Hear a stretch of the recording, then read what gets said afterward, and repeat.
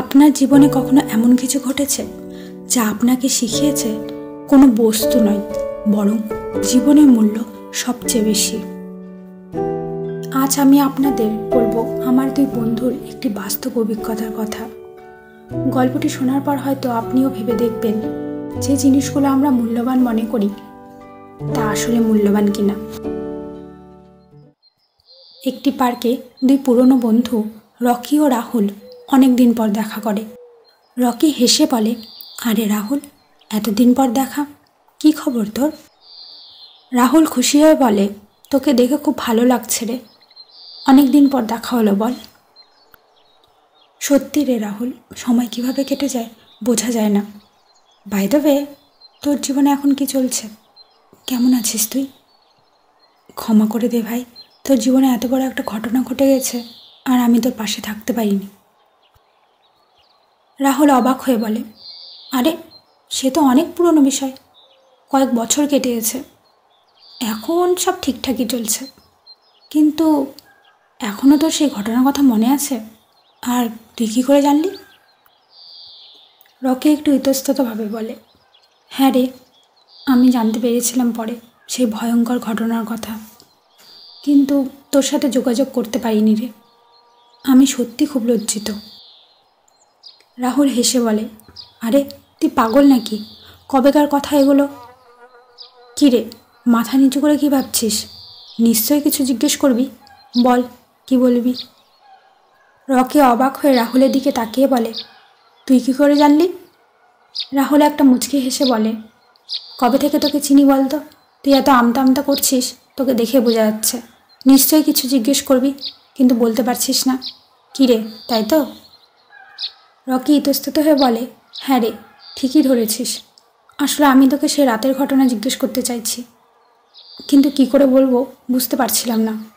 মানে যদি তুই কিছু মনে করিস তাই আর কি, যদি তোর কোনো অসুবিধা না থাকে তাহলে সে ঘটনা আমায় বলবি? রাহুল কিছুক্ষণ চুপ করে থেকে বলতে শুরু করে, এটা আজ থেকে প্রায় 2 বছর আগের ঘটনা। সেই দিনটা ছিল 2022 সালের 22শে ডিসেম্বর। প্রতিদিনের মতো আমি অফিস থেকে বাড়ি ফিরছিলাম। শীতের রাত, তাই নীরব শুনশান, চারপাশে কেবল কয়েকটা কুকুর ছাড়া আর কিছু দেখা যাচ্ছিল না। হঠাৎ 4-5টা অচেনা মুখ এসে আমার পথ আটকালো। আমি জীবনে প্রথম এত ভয় পেয়েছিলাম জানিস। আমি বুঝতে পারছিলাম যে কিছু একটা ভয়ানক ঘটতে চলেছে, কিন্তু আমি সেই মুহূর্তে কিছু ভাবতেই পারছিলাম না, মাথা যেন কাজ করছিল না। আমি শুধু একটাই কথা মনে মনে বলছিলাম যে করেই হোক আমাকে পালাতেই হবে, কিন্তু পা যেন জমে গেছে, আর রাস্তাটা এতটাই নির্জন আর জনবসতিহীন যে চিৎকার করেও কোনো লাভ নেই। আমি ভাবছিলাম যে কি করে পালাবো। এমন সময় তাদের মধ্যে একজন বলে ওঠে, তোর কাছে যা যা মূল্যবান জিনিস আছে দিয়ে দে। আমি তাদেরকে বললাম, আপনারা কারা আর কেন আমার পথ আটকে ধরেছেন? দেখুন, আমি অতি সামান্য এক মানুষ, অফিস থেকে বাড়ি ফিরছি, আমার কাছে মূল্যবান কোনো বস্তু নেই। তাদের মধ্যে থেকে আরও একজন বলে উঠল, বেশি কথা বলিস না, আর সময় নষ্ট না করে তাড়াতাড়ি টাকা পয়সা, পার্স, ফোন, ব্যাগ যা আছে সব দিয়ে দে। আমি বুঝতে পারলাম এদের সাথে বেশি কথা বললে জীবনের ঝুঁকি আরও বাড়বে, তাই কথা ব্যয় না করে চুপচাপ আমার কাছে যা যা ছিল দিয়ে দিলাম। আমি পিছন ঘুরে চলে যাব এমন সময় প্রথম ব্যক্তিটা বলল, থাম, তোর হাতের রিংটা কে দেবে? আমি বিস্মিত হয়ে বললাম, কি, তোমরা এটা নিয়ে কি করবে? এটা তো একটা সাধারণ রিং। এবার প্রথম ব্যক্তির পাশে থাকা ব্যক্তিটি বলল, বকবক করিস না, তাড়াতাড়ি দে। আমি রিংটা খোলার চেষ্টা করছিলাম, কিন্তু কিছুতেই খুলতে পারছিলাম না। আমি উদ্বিগ্নভাবে বলি, এটা আটকে গেছে, খুলতে পারছি না। এবার একজন রেগে ছুরি বের করে বলে, মিথ্যা বলছিস তুই আসলে রিংটা দিতে চাইছিস না। আমি কোনো মতে ভয়ে ভয়ে বলি, আমি সত্যি বলছি, রিংটা খুলতে পারছি না। খুলতে পারলে কেন আপনাদের দেবো না বলুন? এটা তো একটা মূল্যহীন বস্তু, আর আমার কাছে যা যা ছিল আমি তো সবই আপনাদের দিয়ে দিয়েছি, দয়া করে আমাকে ছেড়ে দিন, আমাকে যেতে দিন। ছুরি ধরা ব্যক্তিটি চিৎকার করে আমার দিকে আস্তে আস্তে বলল, অনেক হয়েছে। সেই থেকে একই কথা, তোর কি মনে হয় আমরা বোকা, কিছু বুঝি না? তুই রিংটা দিবি না, তাই এত বাহানা করছিস। এবার আমি কাঁদতে কাঁদতে বলি, আপনারা দয়া করে বিশ্বাস করুন, আমি সত্যি বলছি, আর বিশ্বাস না হলে নিজেই এটা খোলার চেষ্টা করুন। ব্যক্তিটি একটা শয়তানি হাসি দিয়ে বলে, অবশ্যই, বলেই ছুরি দিয়ে আমার আঙ্গুল কেটে নেয় আর বলে, নিয়ে নিলাম।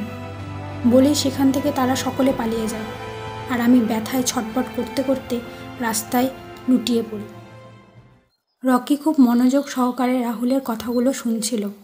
রাহুল থামতেই তাকে বলে, তারপর কি হলো? রাহুল একটা দীর্ঘ নিঃশ্বাস ফেলে বলে, কি আর হবে, সারা রাত রাস্তায় পড়েছিলাম। সকালে লোকজন আমাকে ওই রকম অবস্থায় দেখে হাসপাতালে নিয়ে যায়। কিছুক্ষণ চুপচাপ থাকার পর একটা হাসি দিয়ে সে বলে, জানিস সবচেয়ে মজার ব্যাপার কি? সেই রিংটা নকল ছিল, সোনার মতো দেখতে ছিল শুধু। রকি অবাক হয়ে বলে, কি, ওটা সোনার ছিল না? একটা নকল রিংয়ের জন্য তোর এত বড় ক্ষতি হলো? কিন্তু কলেজে যে তুই বলতিস ওটা তোর সবচেয়ে মূল্যবান জিনিস।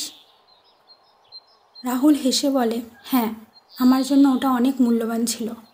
হতে পারে ওটা সোনা না, কিন্তু আমার দাদু অনেক ভালোবেসে, অনেক যত্ন নিয়ে নিজের হাতে ওই রিং আমার জন্য বানিয়েছিল। রকি গম্ভীর হয়ে বলে, সত্যি, কোন জিনিস কার কাছে মূল্যবান সেটা বোঝা খুব মুশকিল। রাহুল মুচকি হেসে নিয়ে গম্ভীর গলায় বলে, হ্যাঁ রে, সেই দিন আমি শিখেছি যা দেখতে মূল্যবান মনে হয় তা সবসময় মূল্যবান নাও হতে পারে, আর জীবন সবথেকে বেশি মূল্যবান। তাই কোনো জিনিসের জন্য জীবনের ঝুঁকি নেওয়া ঠিক নয়। রকি একটু ভেবে নিয়ে বলে, ঠিক বলেছিস, আমরা সবসময় জিনিসের বাহ্যিক চাকচিক্য দেখে জিনিসের মূল্য নির্ধারণ করি, যা একদম উচিত নয়। আপনার জীবনে কি এমন কোনো ঘটনা আছে যা আপনাকে এইরকম কোনো অভিজ্ঞতার সম্মুখীন করিয়েছে, বা আপনাকে শিখিয়েছে বাহ্যিক চাকচিক্যের চেয়ে জীবনের মূল্য অনেক বেশি? থাকলে অবশ্যই কমেন্টে জানাবেন।